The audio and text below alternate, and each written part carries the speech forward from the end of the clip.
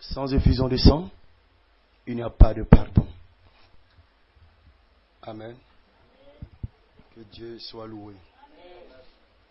Encore, peuple de Dieu, nous vivons dans un monde où tout est réuni pour ne pas vraiment se pardonner mutuellement. Nous vivons dans un monde, dans un monde où tout est réuni pour que l'un se méfie de l'autre. Nous vivons dans un monde où tout est réuni afin qu'on soit méchant l'un envers l'autre. Nous vivons dans un monde où tout est réuni afin qu'on ne se pardonne pas. Et c'est ainsi pour donner de la valeur au diable. C'est ainsi pour défendre les choses qui viennent de Lucifer. Mais dans ce monde, il y a un peuple. Un peuple qui vient de l'éternité. Et ils ont pour but de défendre le royaume de leur Père. Ils ont pour but de défendre le royaume de leur Dieu. Et dans le royaume de leur Père, il y a des vertus. Il y a l'amour, le pardon, la bonté fraternelle, l'affection fraternelle, la patience, la longanimité, la douceur, la tempérance, la joie, la fidélité. Amen. Supporter. Laissez tomber les vieilles rancunes. Voici des vertus qu'ils défendent. Bien qu'étant dans un monde où tout est réuni pour être méfiant, pour ne pas se croire, pour ne pas se pardonner. Mais au milieu de ce monde, ce peuple choisi, ce peuple élu de Dieu, se fait un chemin, se ferait une route pour pardonner, pour supporter, pour laisser tomber le tort qu'on leur fait, pour déchirer leurs vêtements, le vieil homme, la vieille nature. Amen. Ils savent qu'ils sont nés sur la terre. Ils savent que ce corps de chair leur a été donné de la terre. Et ce corps de chair a une influence qui les conduit au séjour des morts. Alors, ils entrent au-dedans d'eux. Ils se posent des questions. Est-ce que ceci est ma nature? Est-ce que c'est à cela que j'ai été appelé? Suis-je sur la terre pour satisfaire la demande du diable, ou suis-je sur la terre pour faire plaisir à mon Dieu, pour faire plaisir à mon roi? Et ce peuple-là, c'est un peuple élu, c'est un peuple choisi, c'est un peuple mis à part, c'est un peuple sélectionné. Oui, frère, oui, sœur, ils ont en eux une semence, ils ont en eux une partie de Dieu. Ils ne sont pas sur la terre par hasard. Ils marchent avec deux pieds. Ils marchent comme tout homme physique marche. Tout homme normal marche. Mais ils ont en eux quelque chose qui est différent. Quelle est cette chose? La semence. Et la semence, c'est la parole. La portion de Dieu en eux. La partie de Dieu en eux. Dis amen ce matin. Alors, étant sur la terre, même quand le corps physique les conduit dans les choses que le diable a proposées, les conduit dans les choses que l'ennemi a mis devant eux, la semence en eux les réveille. La semence en eux leur dit, ne fais pas ça. Ceci n'est pas ta nature. Je t'ai fait, tu es entré dans tu as une expérience. Tu comprends que ce n'est pas ton appel. Tu comprends que ce n'est pas ta nature. Tu comprends que ce n'est pas le comportement auquel tu es appelé. Le comportement que tu dois faire. Non. Et ces personnes se lèvent, se réveillent. Amen. Quelque chose se passe en eux. Quelque chose leur arrive. Non, il faut que je marche comme mon Père veut. Il faut que je marche comme mon Dieu veut. Alléluia. Praise God. Alléluia. Praise God. Et les expériences qu'ils ont eues. Amen. Praise God. Cela les a enseignés. Cela faut j'en ai un caractère. Oui, monsieur. Je sais où je suis passé. Je sais ce que j'ai rencontré. Amen. Je sais ce que j'ai découvert. Alléluia. Praise God. Il n'y a rien de meilleur quelque part, si ce n'est que dans la présence de Dieu. Il n'y a rien de meilleur quelque part, si ce n'est que dans la parole de Dieu. Et c'est là que je veux y aller. Et c'est là que je veux demeurer. Et c'est là que je veux y habiter. Oui, monsieur. Alléluia. Amen. Et ce peuple-là, ils sont venus sur la terre avec un témoignage. Le témoignage d'un royaume inébranlable. Le témoignage d'un royaume qui ne peut pas être effacé. Comme cette pierre qui a été libérée sans le secours d'aucune main. Celle que Daniel a vue. Et qui a secoué tous les autres royaumes. Qui a baissé tous les autres royaumes. Alléluia! C'est ça le royaume de notre Père. Et nous avons des choses qui défendent ce royaume-là. Amen. Mais comment sont ces personnes à se souvenir de leur appel, à se souvenir de ce pourquoi ils sont sur la terre? Qu'est-ce qu'ils sont venus réellement faire sur la terre? Vous êtes venus en mission. Et quand on vient en mission, on vient pour affronter l'ennemi. Amen. On vient pour relever le défi. On vient pour être des ambassadeurs de notre pays d'origine. Amen. Vers le lieu, amen, où nous sommes envoyés. Alléluia. Nous ne devons pas mettre la honte sur notre royaume. Dans notre royaume, il y a la paix. Dans notre royaume, il y a la vie. Dans notre royaume, il y a la puissance. Dans notre royaume, nous avons un Dieu, un roi, que personne ne peut égaler. Que personne ne peut se comparer à lui. Celui qui n'a pas de commencement de jour. Celui qui n'a pas de fin de vie. Il est le créateur de l'univers. Il est le créateur de toutes choses. Son nom, c'est Jésus-Christ, qui nous a été donné sur la terre. C'est Yahweh. C'est Jéhovah. C'est El Shaddai. Celui-là, frères et sœurs, il fait de nous ses fils. Il fait de nous ses filles, ses enfants. Et c'est lui que nous adorons. Et nous est venu sur la terre, dans un corps, afin de réconcilier l'humanité déchue avec lui-même. Amen. Il ne pouvait pas le faire en tant que l'éternité. Il ne pouvait pas le faire en tant que l'esprit. On ne tue pas un esprit. Alors il faut qu'il ait un corps. Le monde était dans une condition déchue. Alors Elohim va descendre. Et la première fois qu'il descend, il va détruire la terre avec l'eau. Il va laver cette terre avec l'eau. Parce que de Adam jusqu'à Noé, cette terre est entrée dans de la saleté. Cette terre est entrée dans la perversion. Il y avait le croisement des fils de Dieu et des filles des hommes. Il y avait le croisement avec des géants. Cela donne la naissance à des géants. Des descendants de Caïn. Ce sont des géants. Et ce croisement s'est pollué partout sur la terre. Et la terre était polluée. La terre était remplie de n'importe quoi. Dieu qui a donné la terre à des hommes. Et voici ce qu'est devenu cette terre. Nous avons donné la terre à des démons. Nous avons donné la terre à des esprits impurs. Et frères et sœurs, le Seigneur est descendu. Il devait laver la terre. Il devait nettoyer la terre. Alors il a baptisé cette terre avec l'eau. 40 jours, 40 nuits sur la terre. La pluie ne faisait que descendre. La pluie ne faisait que tomber. Dieu était en train de laver la terre. Dieu était en train de laver la terre. La débarrasser de sa saleté.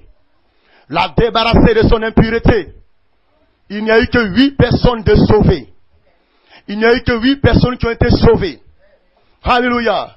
Et ces 8 personnes après le déluge se trouvaient sur la terre. Les 3 fils de Noé, les 3 épouses. Noé et son épouse. Et les 3 fils de Noé et les 3 épouses ont repeuplé la terre. C'est cette même terre sur laquelle nous sommes. Cette même terre sur laquelle nous marchons. Aujourd'hui, la terre que vous voyez, c'est cette terre qui est sortie du déluge. Et nous sommes remplis sur cette terre. Et si nous comptons le dénombrement, ça peut valoir près de 7 milliards d'habitants sur cette terre. Alléluia. Mais avant qu'on en vienne à ce nombre, alléluia, le monde est entré dans quelque chose après le déluge. Le monde est entré dans n'importe quoi. Alléluia. Praise God. Dieu venait de laver le monde. Avec le déluge, avec l'eau. Dieu venait de laver le monde. Laver de sa saleté. Et il a placé à nouveau encore. Et les enfants de Dieu ont marché sur cette même terre. Et ils sont entrés encore dans les mêmes choses qu'ils ont vomi. Les choses pour lesquelles Dieu vous a lavé. Les choses que vous avez faites et pour lesquelles Dieu vous a lavé. Les gens sont retournés dedans. Les gens se sont éloignés de Dieu. Oui, monsieur. Et encore Dieu, dans sa souveraineté, dans son amour infini, ne voulons pas laisser le monde tel qu'il est. Sinon le peuple de Dieu tel qu'il est. Ne voulons pas laisser ses enfants tels qu'ils sont. Dieu va descendre à nouveau. Après avoir baptisé la terre, il va entrer dans une autre phase. Il va sanctifier la terre. Il va faire couler le sang. Il va se réconcilier avec son peuple par le sang de son fils. Son propre sang à lui. Alors Jésus vient sur la terre. Et le sang va couler. Afin de nettoyer cette terre. Afin de sanctifier cette terre. Afin de purifier cette terre à nouveau. Vous comprenez cela? Regardez l'amour de Dieu. Auparavant, il va laver la terre. La terre qui est entrée dans le péché. Des géants sur la terre. Le croisement des enfants de Dieu avec les enfants du monde. Le croisement des fils de Dieu avec les filles des hommes. Cela crée des géants. Toutes sortes de choses. La méchanceté. Toutes sortes de choses. Dieu descend, il lave la terre. Avec l'eau du baptême. Le déluge pendant 40 jours. Et le peuple de Dieu, là les hommes montent, commencent à marcher sur cette terre. Ils avancent. Ils retournent dans les choses qu'ils ont vomi. Ils retournent dans les choses contre lesquelles, alléluia, le Seigneur les a défendus. Alléluia. Praise God. Et le monde devient pourri. Le monde devient vraiment un monde pécheur. Un monde rempli de n'importe quoi. Et Dieu descend encore. Le Seigneur va descendre encore au travers du sang de son Fils, au travers de son propre sang, et il va sanctifier cette terre. Le sang de son Fils va couler sur la terre. Et quand le sang de Jésus a coulé, ceci n'a pas coulé pour que ça entre quelque part, mais ça a coulé pour nous montrer la direction de la parole. Ça a coulé pour nous montrer la direction de l'évangile. Ça a coulé pour nous montrer la direction de cet enseignement biblique et apostolique et prophétique. Alléluia. Dieu va à nouveau nettoyer ce monde. Dieu va à nouveau sanctifier cette terre. Alléluia. Alléluia. Et ce monde a été sanctifié, ce monde a été purifié. Mais aujourd'hui, nous marchons comme si ce monde n'avait pas été sanctifié. Comme si ce monde n'avait pas été purifié. Nous marchons sur la terre comme il n'y avait pas un prix qui avait été payé. Nous marchons sur la terre comme si nous n'avions pas été pardonnés. Nous marchons sur la terre comme si le Seigneur n'avait pas réconcilié cette humanité avec lui-même. Comme si le Seigneur ne nous avait pas empêché la voie de l'enfer. Oui, il nous a empêché le chemin de l'enfer en faisant couler son sang à la croix. À la croix de Golgotha, afin de racheter chaque fils et chaque fille de Dieu. Enfin que frères et sœurs, nous qui étions, comme la Bible dit, alléluia, car tous ont péché et sont privés de la gloire de Dieu. Mais par sa grâce infinie, par son sang, le Seigneur vient et nous rachète, et nous nettoie et nous sanctifie. Mais regardez ce qu'est notre marche aujourd'hui. Regardez ce qu'est notre comportement aujourd'hui. Nous oublions l'essence même de la vie éternelle. Nous oublions que l'effusion de sang a libéré le pardon. Nous oublions que ce sacrifice a libéré le pardon. Nous ne pardonnons plus. Nous gardons des choses dans nos cœurs. Nous gardons des liens dans notre cœur. Nous emprisonnons des gens dans notre cœur. Nous emprisonnons des frères et sœurs dans notre cœur. Et nous jetons la clé quelque part. Et nous lions ces personnes-là. Et avoir lié quelqu'un, nous nous sommes liés nous-mêmes. Parce que le cœur n'est pas fait pour emprisonner une âme. Le cœur n'est pas fait pour enchaîner un frère. Le cœur n'est pas fait pour enchaîner des hommes. Le cœur est fait pour que le Saint-Esprit puisse y siéger. Le cœur est fait pour que Dieu puisse y demeurer. Le cœur de l'homme est un royaume. Et au fond de ce royaume doit se trouver un roi. Et ce roi s'appelle Jésus-Christ. C'est lui qui est le roi de mon cœur. Le cœur représente un royaume dans lequel devait habiter un roi. Et je crois pour ma part que ce roi, c'est Jésus-Christ. Si vous le laissez entrer dans ce royaume.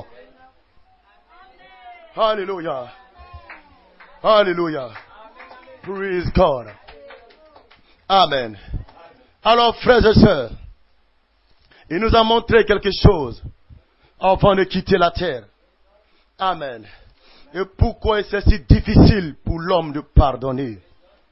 C'est si difficile pour l'homme de laisser tomber les vieilles rancunes, de laisser tomber le tort qu'on lui a fait, de laisser tomber toutes ces choses-là qui ne font que nous retenir nous-mêmes, qui ne font que nous retarder nous-mêmes. Comment voulez-vous venir sur cette terre et ne pas croire qu'on vous fera du tort? Ne pas croire qu'on vous frustrera?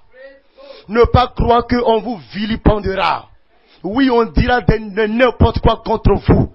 Ce que vous avez fait, ce que vous n'avez pas fait, on mélangera tout cela. Et on vous jettera cela au visage. Oui, frère. Oui, sœur. Et vous devez avancer dans cette marche en suppliant le Seigneur de vous donner la force. Parce que si c'était vous-même, vous n'allez pas y arriver. Au fait, vous-même, vous ne pouvez pas pardonner. Vous-même, vous ne pouvez pas supporter. Vous-même, vous ne pouvez pas laisser tomber le temps qu'on vous a fait.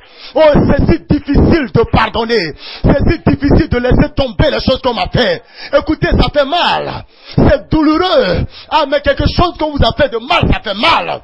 C'est douloureux. Ne me demande pas de pardonner comme cela. Et c'est ce que l'homme fait comme réaction. C'est ce que l'homme a comme réaction. Mais ce matin, je veux te dire quelque chose. Au-delà de cet homme que tu es, tu portes une semence de Dieu. Au-delà de cette femme que tu es, tu portes une semence de Dieu qui a la capacité de pardonner. Amen. De laisser tomber le tort qu'on lui a fait.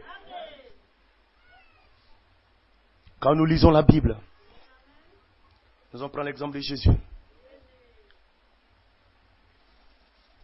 Le Seigneur Jésus, à la croix, regardez tout ce que les gens lui ont fait.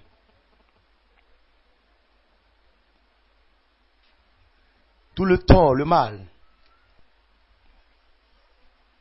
Amen. Mais il a dit, Père, pardonne-le, car ils ne savent pas ce qu'ils font. Luc 23, verset 34.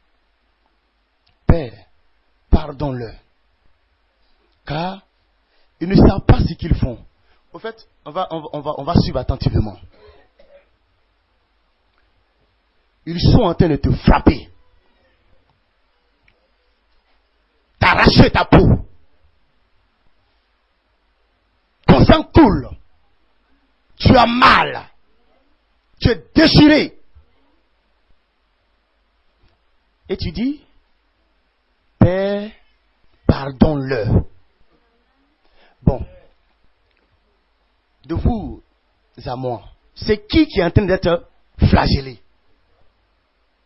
Est-ce Dieu, le Père? Ou Jésus, son Fils? C'est Jésus. Mais lui, on est en train de le frapper. On est en train de le mutiler. De lui faire subir toutes sortes d'atrocités. Mais de sa bouche, on n'entend pas je te pardonne ou je vous pardonne. Mais il va plus loin. Père, pardonne-le. En fait, c'est un peu bizarre. Vous voyez maintenant, non? Vous voyez l'écriture? On n'a peut-être pas fait attention, hein? Mais, Jésus, c'est toi, on est en train de frapper. S'il y a quelqu'un qui doit pardonner, c'est toi. Mais on n'entend pas pardon de ta bouche, mais tu rejoins directement le Père. Amen. Ma question est la suivante. Est-ce que Dieu peut-il agréer une telle supplication si lui-même Jésus n'a pas au préalable pardonné à ceux qui lui ont fait du tort? Je dis, je descends un peu.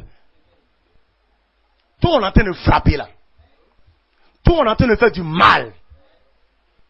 Ton sang est en train de couler. Si toi tu n'as pas pardonné là, maintenant tu dis Dieu n'a qu'à leur pardonner. Est-ce que Dieu peut pardonner à ces personnes-là que pour qui tu es en train de comme ça, plaider, alors que toi à qui on est en train de faire mal, tu n'as pas pardonné? Est-ce que c'est possible? Est-ce que c'est possible? C'est pas possible. C'est à toi qu'on est en train de faire mal. Maintenant, moi, tu viens vers moi pour dire non, de leur pardonner. Est-ce que toi, tu as pardonné?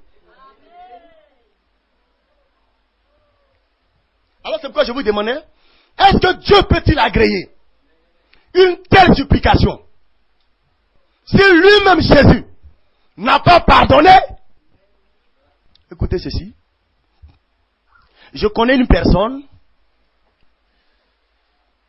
qui est établie comme berger d'une assemblée chrétienne.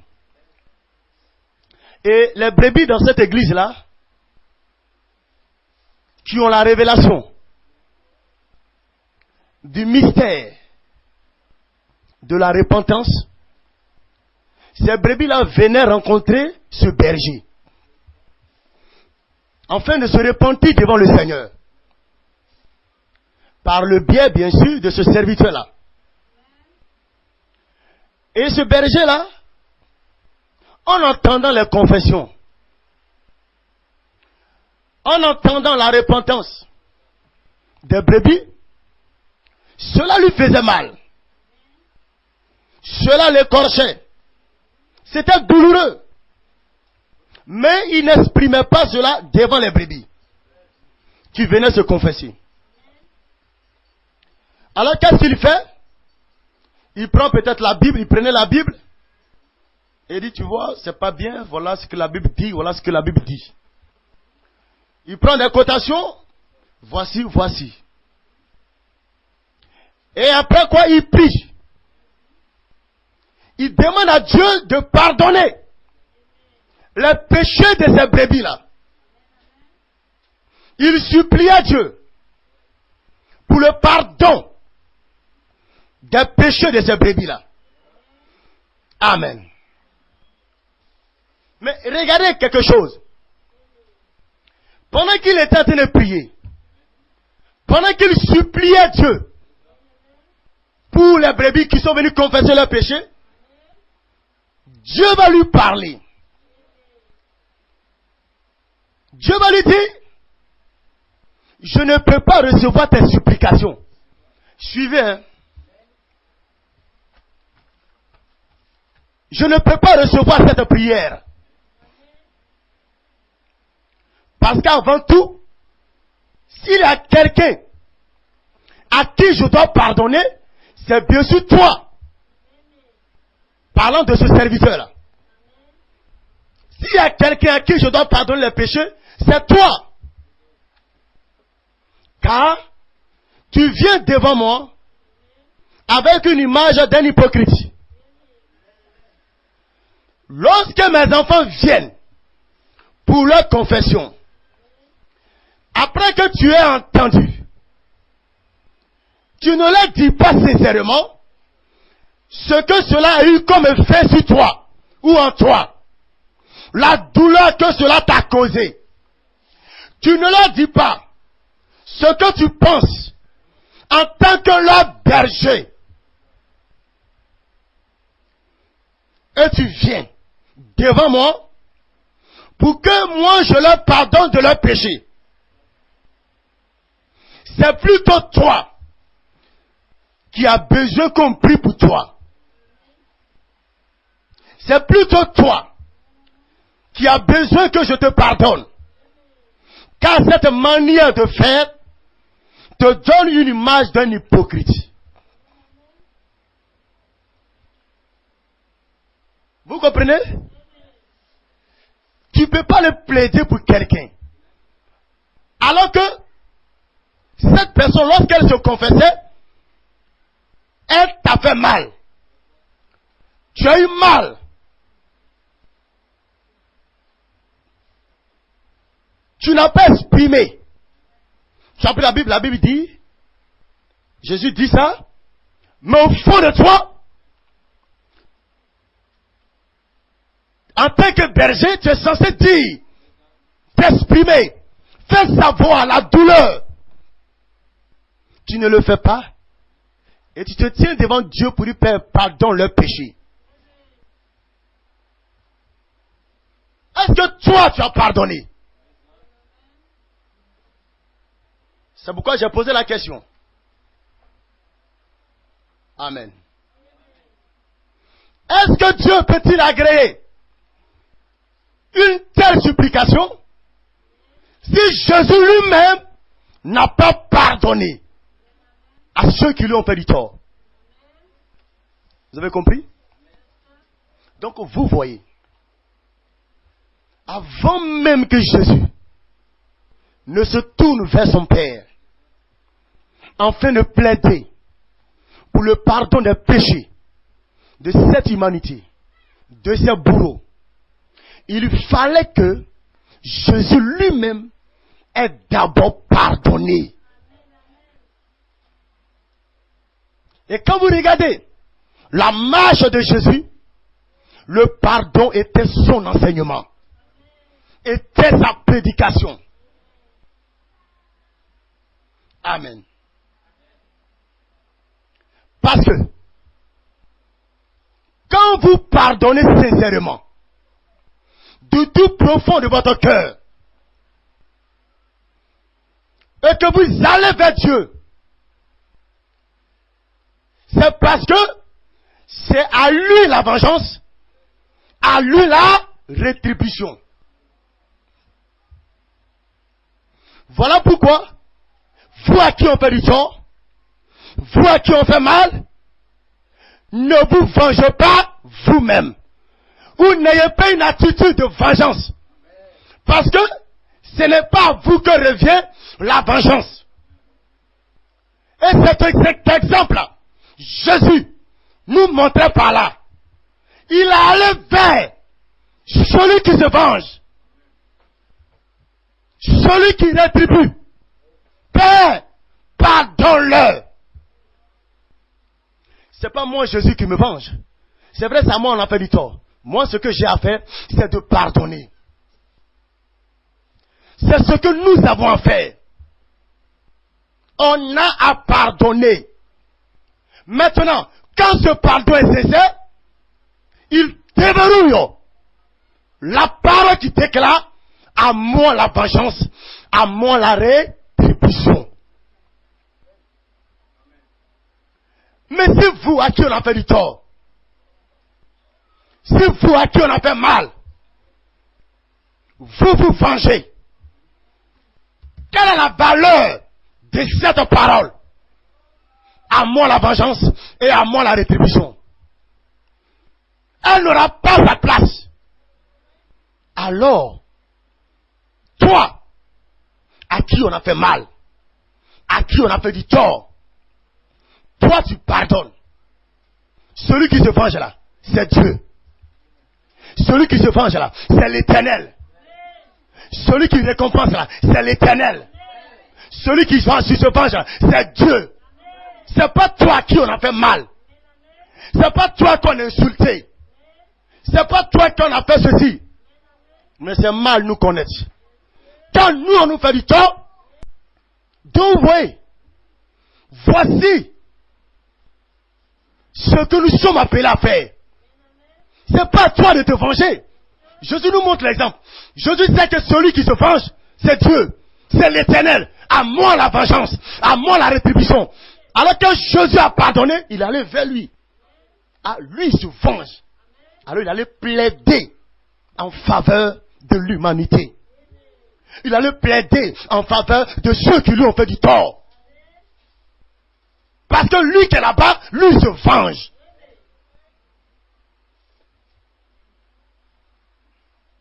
Donc, comprenez avec moi que Jésus a d'abord pardonné. Là même où il avait mal, il a pardonné. Et il s'est tourné vers celui qui se venge. Il a dit, Père, pardonne-leur. Car ils ne savent pas ce qu'ils font. Amen. Que Dieu soit loué. Mais comprenons quelque chose ce matin. Église. Avant de commencer la prêche, j'ai demandé entre nous ici qui a une fois pardonné quand on lui a fait du tort. Plusieurs ont levé la main, beaucoup ont dit Amen. Moi aussi je suis dedans, Amen, Amen. Mais quand j'ai été enseigné sur ce que vous allez être enseigné, j'ai compris que j'étais loin du compte. Amen. Dieu soit loué. Alors, frères et sœurs, restons un peu à Golgotha. Restons un peu à la croix. Et nous allons comprendre quelque chose.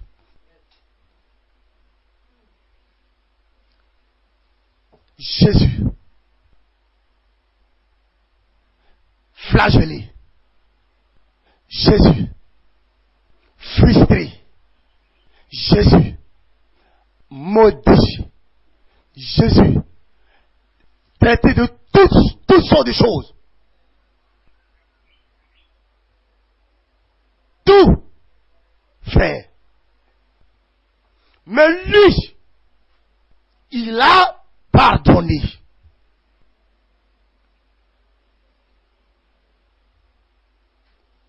Et à quel moment ce pardon peut avoir en lui de la puissance? À quel moment, frère, sœur, quand tu pardonnes, ce pardon a en lui de la puissance, capable de donner la possibilité à celui qui le reçoit, à celle qui reçoit ce pardon, de repartir à zéro. De repartir à zéro. Souvent nous pardonnons, mais le pardon qui est exprimé, il n'y a pas de puissance pour donner la possibilité à celui ou celle qui reçoit ce pardon que vous lui avez exprimé, de repartir à zéro. C'est un pardon. Quand nous quittons sa présence, ça le lie. Pourquoi? Parce que notre attitude, notre comportement après, montre que c'était un pardon du bout de nos lèvres. Sans puissance.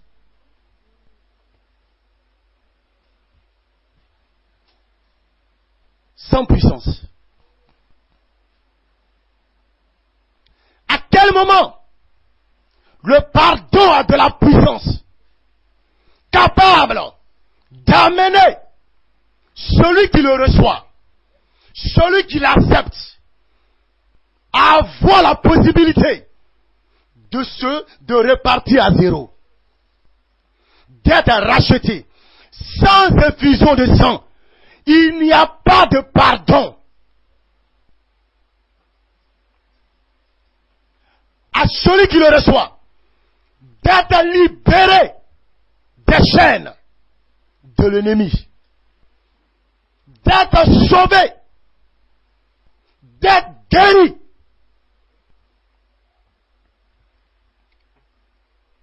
Mais Jésus Si Jésus, écoutez attentivement, si Jésus attendait après sa mort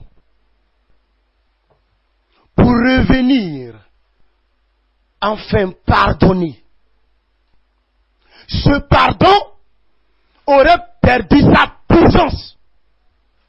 Jamais cela nous racheterait. Jamais cela nous délivrerait. Jamais. Vous direz, mais son sang coulé. Que le pardon que tu libères vient après. Le Seigneur me fait savoir, c'est un pardon qui n'a pas de puissance en lui. Sans effusion de sang, il n'y a pas de pardon. C'est connecté. Le pardon découle directement. Si Jésus attendait après sa mort pour revenir enfin de pardonner, ce pardon aurait perdu sa puissance. Ce pardon aurait perdu sa force. Est-ce que je me fais comprendre? Partout là-bas, je me fais comprendre? Amen. Et nous ne serions point rachetés. Si Jésus attendait de digérer ce qu'il ressentait dans son cœur, si Jésus attendait de digérer la frustration et tout ce qu'on lui a fait avant de venir pardonner, ce pardon aurait perdu sa force, sa puissance.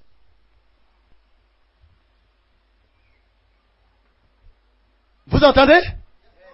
Si Jésus attendait d'abord de digérer le mal, ah, ils m'ont trop fait mal, ça là, ça me fait trop mal, je peux pas, non, ça là, faut même pas, tu vas me dire pardon, s'il te plaît, éloigne-toi de moi, non.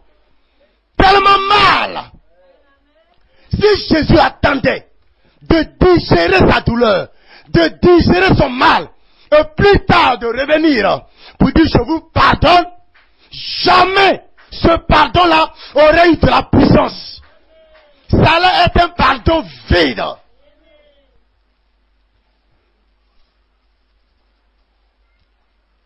Alors, nous posons la question à la trompette de Dieu. À la trompette de Dieu, s'il te plaît. Dis-nous, à quel moment le pardon a de la puissance? Et la trompette vous dit ceci. Toi qui dis Amen, toi qui dis Yes, toi qui dis Alléluia, toi qui dis gloire à Dieu, qui répond, qui regarde là. La trompette de Dieu te dit ceci. Que vas-tu faire avec cette révélation? Est-ce que tu seras en mesure de l'appliquer dans ta propre vie? Veux-tu le savoir? À quel moment le pardon a de la puissance en lui? Vas-tu l'appliquer? Vas-tu marcher en fonction de ça? Vas-tu t'exercer? Ou tu vas seulement l'écouter? Et revenir ici ta manière, ton ancienne manière à toi de pardonner. La question reste posée.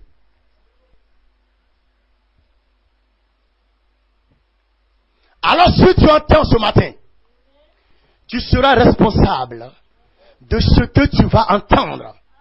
Si tu n'appliques pas cela, alors que c'est la vérité.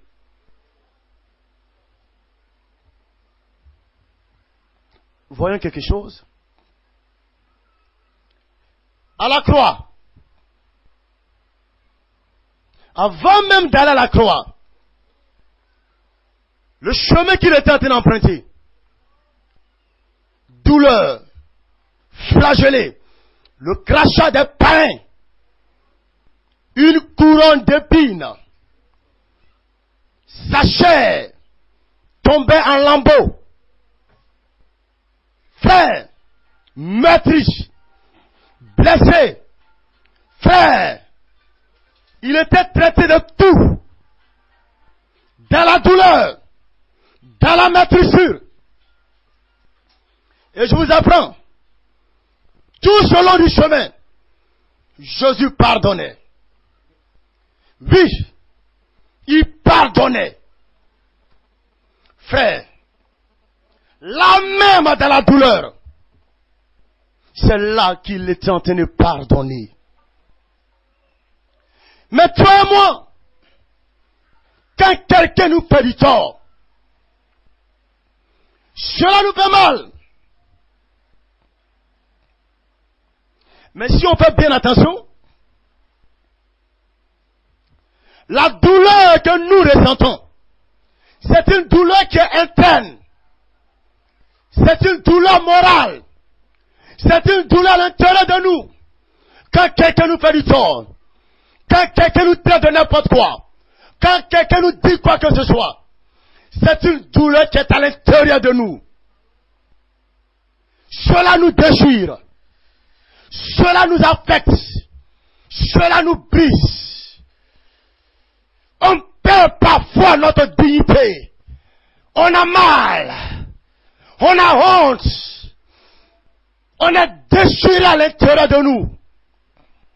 Même pour Jésus, il a eu en lui une douleur interne quant à tout ce que l'on lui faisait. Mais il avait également une douleur externe. La chair de Jésus tombait en lambeaux. Le crachat des païens coulait sur le visage de Jésus.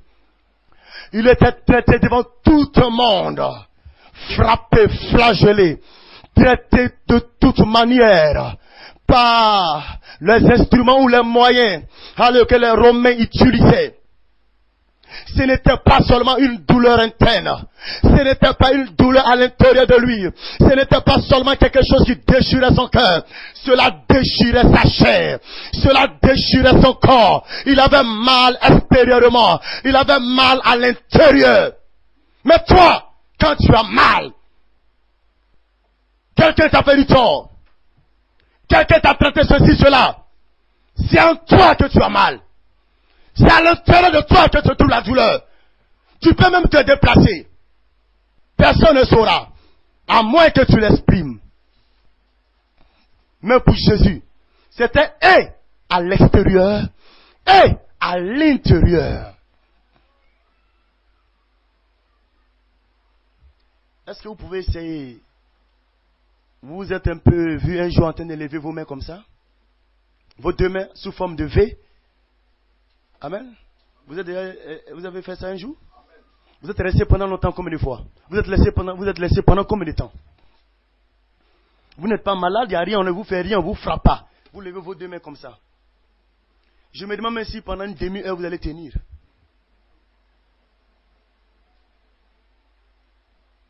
Je me demande si pendant une demi-heure vous allez tenir. Mais lui, ses mains sont restées comme ça. Et puis ce n'est pas parce que c'est une corde, c'est comment ça s'appelle, même si c'était une corde, c'était des pointes. Donc imaginez-vous la pesanteur, exercer une pression. L'homme n'est pas fait pour être suspendu comme ça, mais c'est comme s'ils l'ont placé. Vous direz que les pointes étaient étaient tellement grosses, ça le soutenait. Mais frère, il y avait de la déchirure à l'intérieur. On ne s'imagine pas la douleur. Nous-mêmes, on ne nous frappe pas. On ne nous traite pas de quoi que ce soit, on ne nous tape pas. On met nos deux mains de cette manière et on forme un V. Dans quel an seulement, on commence à avoir mal. On relâche. Donc imaginez-vous la douleur qu'il encaissait, qu'il endurait, tant à l'extérieur, tant à l'intérieur. Mais au milieu de tout cela, de cette douleur atroce, c'est là que Jésus-Christ a pardonné. Il n'a pas attendu que la douleur soit atténuée. Il n'a pas attendu qu'on le descende de la croix. Il n'a pas attendu d'être ressuscité. Il n'a pas attendu d'être apaisé. Il n'a pas attendu que quelqu'un lui dise ça va aller. Tiens bon, ça va aller. Tiens bon. Il n'a pas attendu un conseil de quelqu'un. Dans la douleur, dans la souffrance, là où son cœur était déchiré, là où sa chair était déchirée, c'est là que mon Jésus, mon Sauveur, a dit, Père, pardonne-le. C'est là que Jésus a pardonné. Au milieu de la douleur, au milieu de la souffrance, c'est là que le Seigneur Jésus a pardonné. Et ce pardon-là a libéré une puissance. Ce pardon a déverrouillé les cieux. Automatiquement, à moi la vengeance et la rétribution étaient entrées en scène. Jésus devait se tourner pour dire, Père, pardonne-le. Cette puissance était libérée. Voilà ce qui a dérangé Lucifer. Voilà ce qui a renversé les forteresses. Voilà ce qui a donné la victoire. Voilà ce qui a donné la domination. Le pardon qui a été libéré au milieu de la douleur, au milieu de la souffrance, là où son cœur était déchiré, là où il était traité de toutes sortes de choses. En ce moment précis, il a pardonné. Toi, quand tu pardonnes, tu attends de digérer ta douleur. Toi, quand tu pardonnes, tu vas te coucher avec le mal que tu as ressenti. Toi, quand tu pardonnes, tu laisses des années passer d'abord avant de venir exprimer le pardon. Ce pardon n'a pas de puissance. Ce pardon n'a pas de vie. Ce pardon n'a pas de force. Jésus n'a pas attendu que la douleur soit atténuée. Mais c'est là où il avait mal.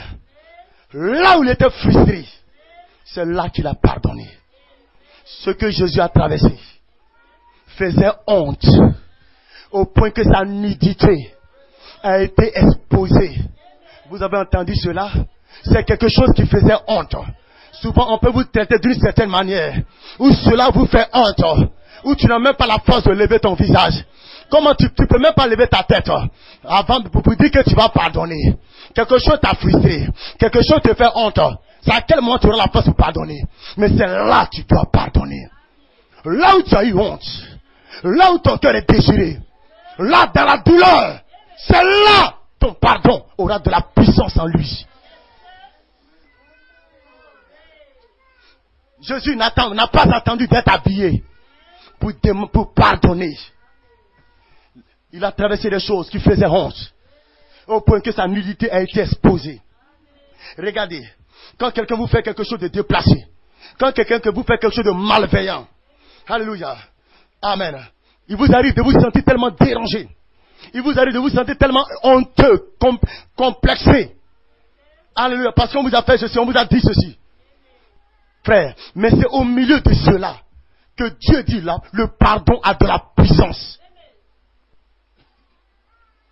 Voilà pourquoi ce n'est pas vous qui pardonnerez. C'est lui en vous. Et tant que vous ne l'avez pas, comment vous arriverez? Comment vous parviendrez au pardon sincère? Au pardon réel?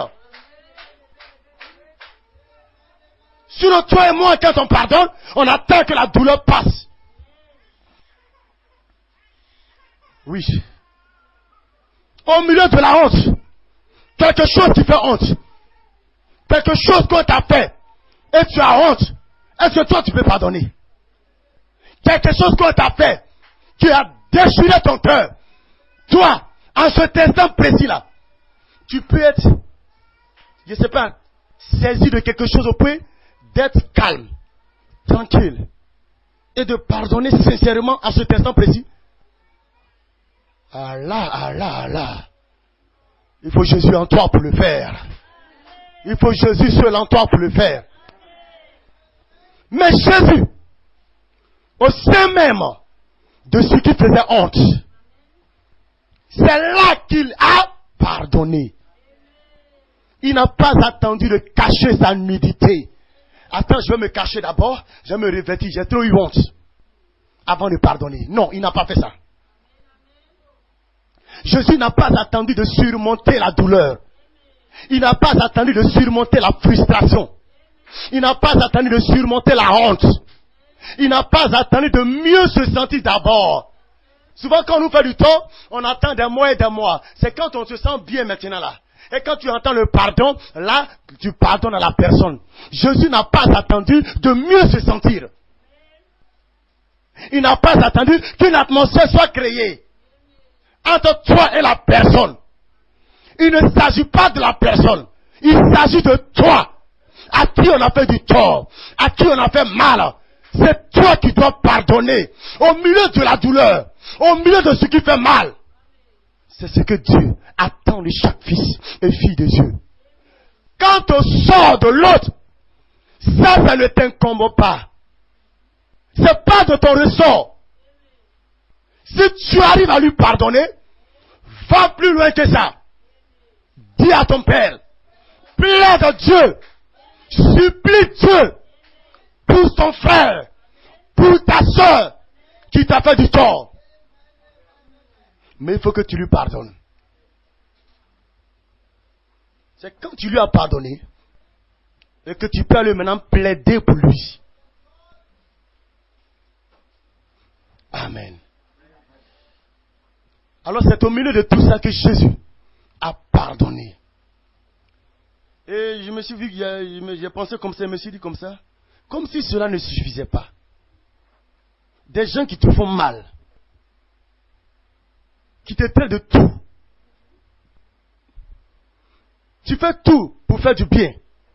Ils font tout pour te faire du mal.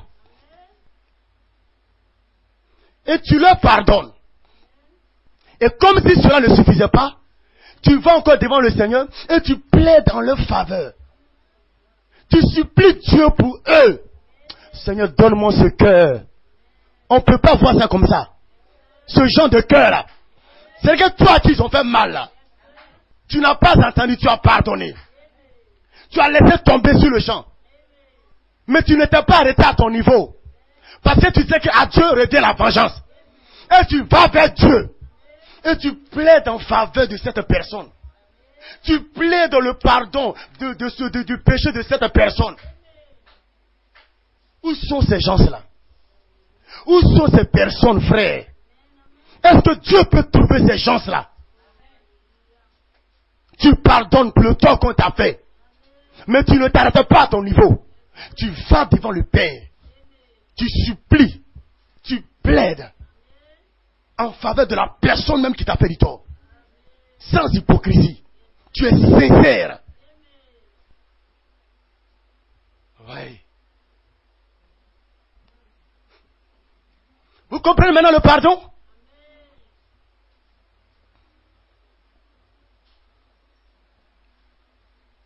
Si l'on vous fait du tort, et que vous vous levez, vous attendez des jours pour digérer ce que vous avez ressenti. Souvent, vous attrapez X, Y, W, V, T, U. Comme si cela ne suffisait pas, vous attrapez les 26 lettres de l'alphabet. Et vous leur racontez tout au sujet du mal qu'on vous a fait. Au sujet du tort qu'on vous a causé. Vous avez fini de raconter à toutes les lettres de l'alphabet grec, de l'alphabet français. Et vous attendez un jour, vous avez digéré bien. Tout le monde sait ce qu'on vous a fait.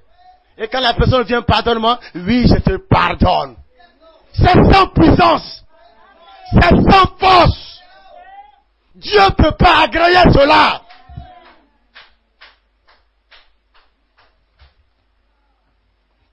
Dieu ne peut pas agréer. Tu ne donnes même pas la possibilité à celui qui est devant toi, qui a besoin de ce pardon-là, de repartir à zéro. Tu ne lui donnes pas la possibilité. Parce que le pardon, c'est sans puissance. Le pardon que tu as lancé est sans puissance. Tu as choisi lui là, tu as dit. Tu as pris celle-là, tu as dit. Tu as attendu une semaine encore, tu as dit. Affaire là, ça me fait trop mal. Non, ça là vraiment, hein, me fait trop mal. Il faut que je me sente d'abord bien, ça là. faut que je digère ça d'abord.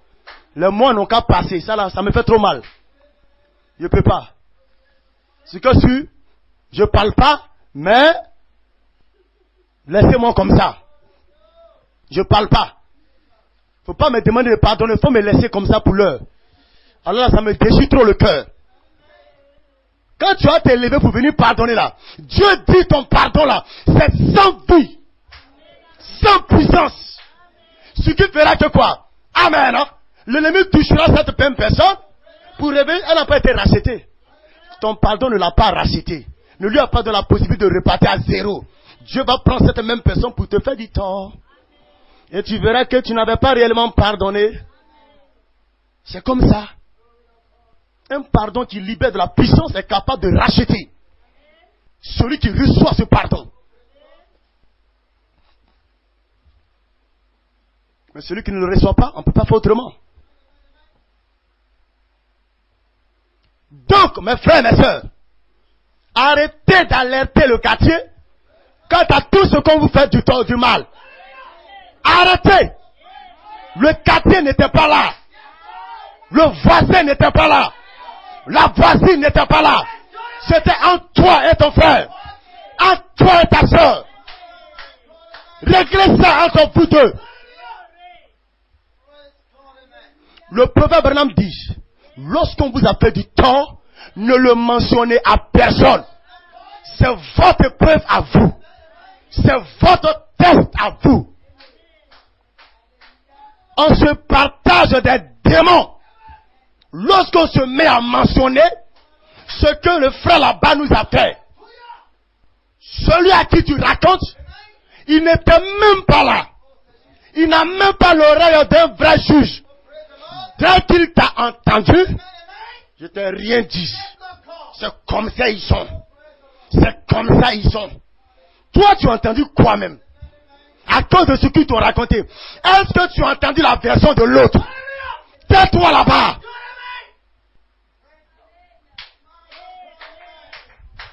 Tu n'as pas entendu la version de l'autre. Voilà comment on se partage des démons. Ça fait quoi si toi on te fait du mal, on te fait du tort, et puis toi seul tu es au courant, Dieu seul au courant, le diable aussi au courant. Ça fait quoi? Pourquoi tu veux mettre quelqu'un dedans? Pourquoi? Je comprends. Tu n'as pas la force de surmonter seul tes épreuves. Je comprends. Au fait, tu aimes quand les gens donnent leur accord dans ce que tu traverses. Je comprends. Tu aimes la popularité. Je comprends. Ta bouche ne se tait pas. Je comprends. Tu aimes colporter ce que tu entends. Je comprends. Tu es papato. Voilà.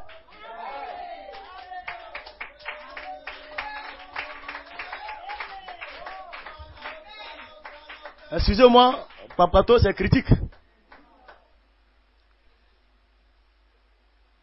Amen. N'attendez pas de bien vous sentir avant de pardonner à celui qui vous a fait du tort. Sinon, votre pardon sera sans puissance.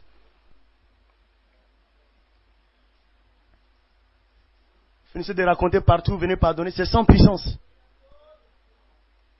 C'est là même où vous avez mal.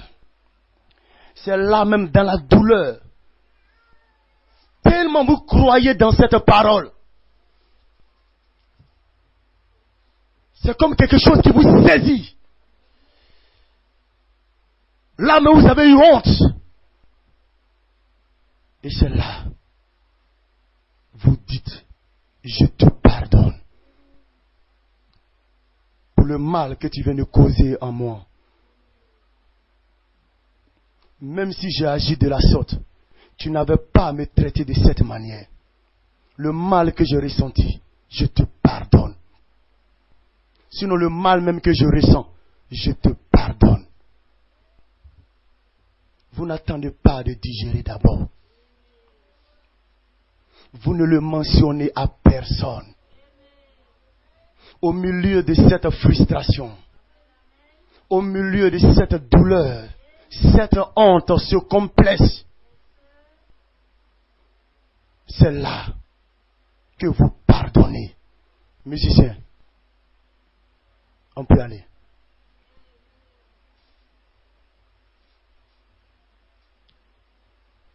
Vous êtes même là où vous êtes dans la douleur, meurtri, blessé, frustré. Vous ne mentionnez pas à quelqu'un. Et dans le secret du cœur, vous nourrissez. Seigneur, aide-moi à lui pardonner. Seigneur, il faut que je lui pardonne. Je ne veux pas quitter cet endroit avec de l'amertume. Je ne veux pas quitter cet endroit avec des choses dans mon cœur contre lui. Et je t'ai vu à la croix, Seigneur. Là où tu étais crucifié. Nu, tu as été crucifié. Tu n'as pas attendu d'être vêtu. Tu n'as pas attendu de digérer le mal qu'on t'a fait. Mais là où tu as eu mal, là où tu souffrais, là où tu étais là, c'est là que tu as pardonné. Alors Seigneur, je viens d'avoir mal quant à ce que X vient de me faire, quant à ce que Y vient de me faire. Dans le secret de mon cœur, dans le secret de ma chambre, je lui pardonne. Oui, dans votre pièce, dans votre chambre, on peut vous faire du tort. On peut vous mettre dans une atmosphère de frustration. Et la personne même qui devant vous, elle s'en va. Vous n'avez pas le temps pour demander, pour lui dire je te pardonne. Non. Vous rentrez chez vous. Vous avez honte. Vous êtes blessé. Vous avez mal. Mais vous entrez chez vous à la maison. Vous fléchissez les genoux. Vous fléchissez les genoux. Seigneur, s'il te plaît, permets-moi de pardonner à mon frère pour ce qu'il vient de me faire. Permets-moi de pardonner à ma soeur pour ce qu'elle vient de me faire.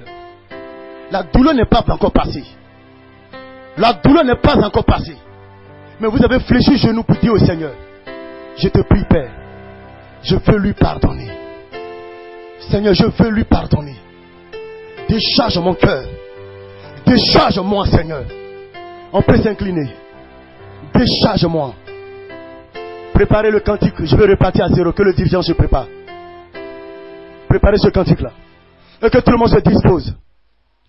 Alors, frères et sœurs, toi dans les allées, toi dans la pièce arrière, toi dans la pièce médiane, toi sur la terrasse, attends. Tu as entendu cela. Au départ, tu as levé ta main. Tu as dit Amen. Oui, tu t'es vu en train de pardonner à quelqu'un qui t'a fait du tort. Tu as même dit que tu as déjà pardonné à quelqu'un qui t'a fait du mal. Mais cet enseignement t'a ouvert l'entendement. Regarde ce qui s'est passé à la croix. Regarde ce qui s'est passé à la croix. Enfant, son nom, le frère, tu peux chanter. Regarde Jésus, là où il avait mal, là où il était nu, frustré, honteux, traité de toutes sortes de choses, ils l'ont maudit, crucifié. Et c'est là, à l'instant, il pardonne. Tellement qu'il a pardonné, comme si cela ne suffisait pas. Il monte vers le Père. Père, pardonne-leur, car ils ne savent pas ce qu'ils font. Vous pardonnez tellement celui qui vous a fait du tort que vous ne vous arrêtez pas. À vous, vous demandez au Seigneur Dieu de pardonner également. Parce que c'est à Dieu la vengeance. Dieu peut se venger. Mais vous allez vers lui pour dire Seigneur, pardonne-lui. Oh!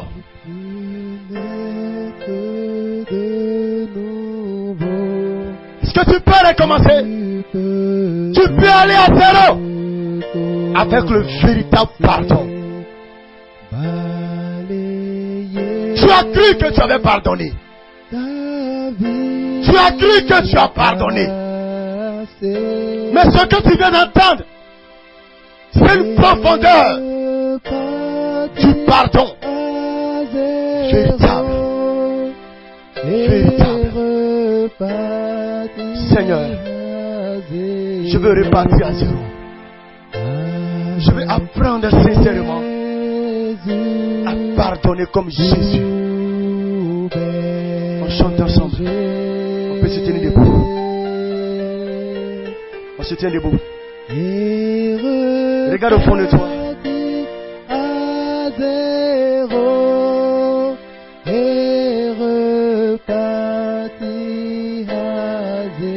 Est-ce que tu peux dire, Seigneur, j'ai besoin de ce cœur comme celui de Jésus.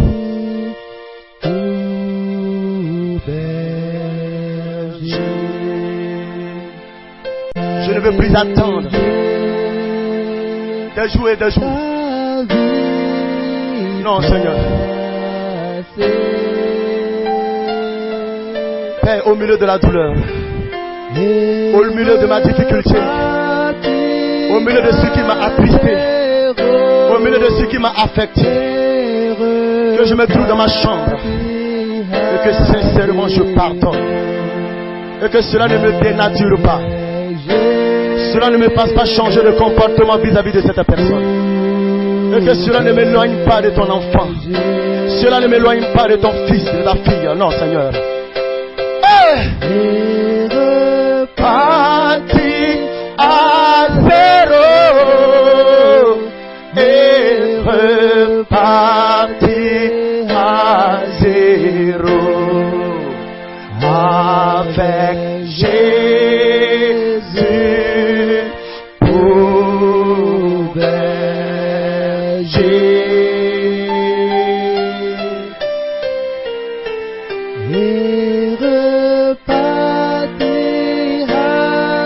Prends l'engagement ce matin de ne plus mentionner à qui que ce soit. Tu risques de faire perdre une personne en lui rapportant le tort que quelqu'un a dû te faire. Dis à ton Seigneur, exprime ta douleur devant Dieu. Jésus exprimait sa douleur devant le Seigneur. Vous pensez qu'il ne l'a pas fait? Il l'a fait. Il avait mal. C'était douloureux. Il était meurtri. Il était déchiré. Jésus exprimait sa douleur. Il dit, Père, pourquoi m'abandonnes-tu? Ce qui veut dire qu'il avait mal.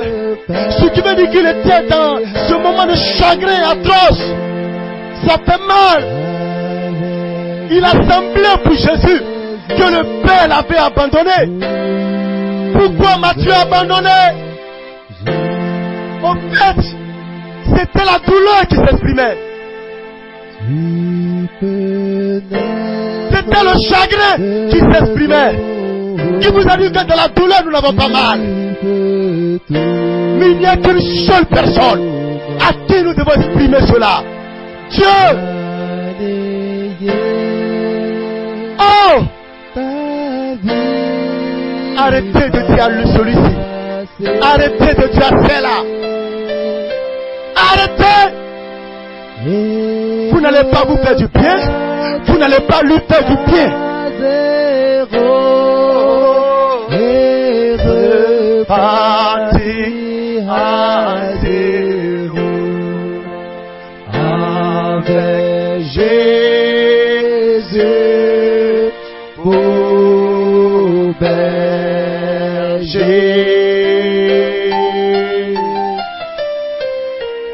Et repartir à zéro. Alléluia. Et repartir à zéro avec L'Esprit soit avec vous.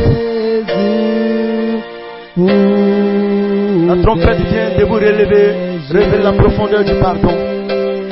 Ceci ne vient pas d'un homme, c'est la puissance de la trompette de Dieu. La puissance de la trompette de Dieu, c'est l'enseignement. Vous voulez comprendre la trompette, c'est ça. La trompette de Dieu qui sonne. Jésus vient chercher ses élus. Mais il viendra chercher quel élu? Un homme qui ne pardonne pas? Un homme qui n'aime pas son prochain? Une personne qui ne laisse pas tomber les vieilles rancunes? n'est pas capable de laisser tomber quoi que ce soit qu'on lui a fait, qui est toujours en train de courir derrière les choses de ce monde, insatiable. Non. Jésus pour berger. Oh oui.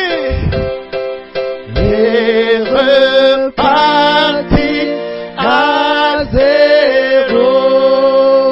Et reparti à zéro. Elohim mon Dieu, je prie Père de gloire que ton esprit de pardon soit sur l'église, l'esprit de réconciliation soit sur l'église, et rencontre le cœur, Père de gloire, au fond duquel il y a, Seigneur Père, cette sincérité éternelle. Je désire pardonner comme Jésus-Christ a pardonné. Et le bon Dieu, pardon, Seigneur Père, pendant que ce cantique passe, je désire repartir à zéro, balayant ma vie du passé, balayant les choses du passé, Père de gloire, arriver à ce stade du véritable pardon, car sans effusion de sang, il n'y a pas de pardon pour les péchés.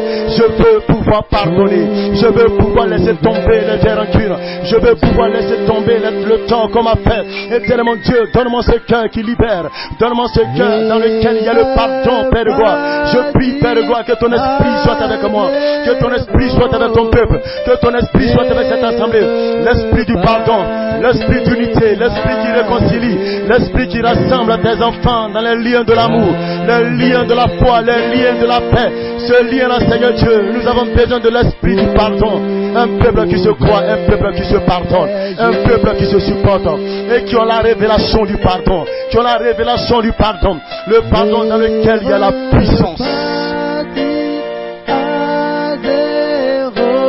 Et ce pardon est tellement libéré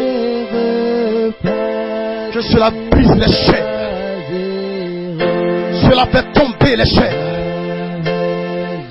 brise les chaînes, brise les chaînes. Les chaînes de la maladie, les chaînes du désespoir, les chaînes de la méfiance, les chaînes des critiques. Brise à ces chaînes, brise à ces chaînes, brise à ces chaînes. La puissance dans le pardon, brise dans les liens, brise la chaîne, brise la chaîne, les chaînes du non-pardon, les chaînes de la maladie, les chaînes sont brisées. Au nom de Jésus-Christ.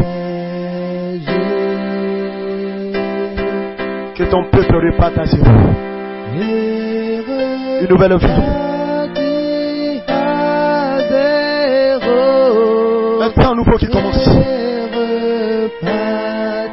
Un temps de la moisson de l'orge. La fine fleur de la moisson. Bethléem resplendira. Bethléem ressuscitera. Bethléem sera régénéré. Sion et ses enfants. Cité céleste. Tu repars à zéro.